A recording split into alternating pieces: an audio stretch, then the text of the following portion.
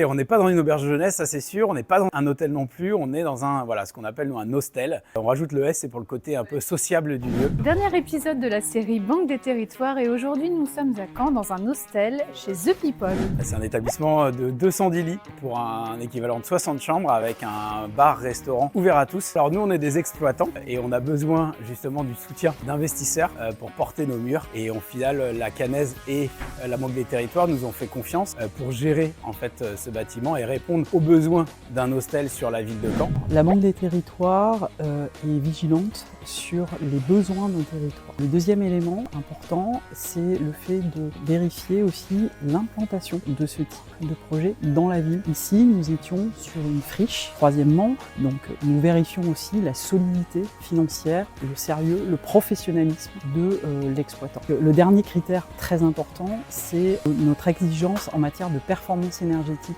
des bâtiments dans lesquels nous allons investir.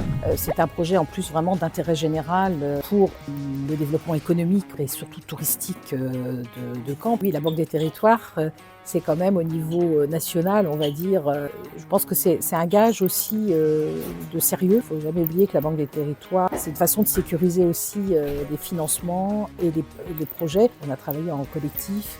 Et c'est ce qui a permis aussi d'aboutir à un résultat et aujourd'hui avec un équipement qui fonctionne quand même extrêmement bien.